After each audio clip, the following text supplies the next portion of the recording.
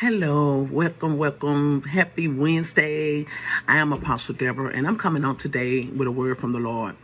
The Lord says today, He says, tell my people that, tell them that I am not a sponsor of personal ambition. He is the source of divine vision, and the difference is critical. Ambition is what you want to do, but vision is what God assigns you to do. Heaven does not respond to dreams that were never birthed from the mind of God. And that's why many are worn out, tired, and frustrated, because they are trying to build a life that God never spoke into existence. God says that it's time to shift from anxiety to authority, shift from survival to supernatural supply, and to shift from fear to faith. He says, my provision is tied to my purpose. This is not just a statement by a truth that must settle into the very architecture of my belief system. Too many of God's chosen are panicking over provision while forgetting who initiated the mission.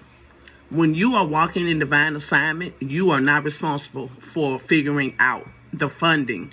You are responsible for obedience. God funds what He authors, not what we invent. That means your stress is not your burden when your steps are ordered. You don't wait for money to obey. You obey God and then watch the money follow you.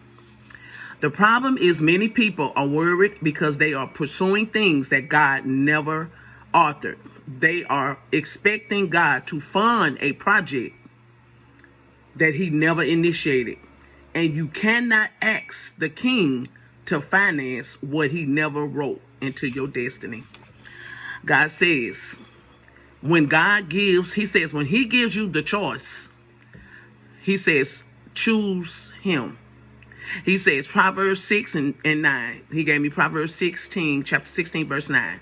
It says, a man's heart devises his way, but the Lord directs his steps. So where have you imprisoned yourself, waiting for a yes that God has already given you? So He says, go to Proverbs chapter 10, read it in its entirety, seek Him for clarity.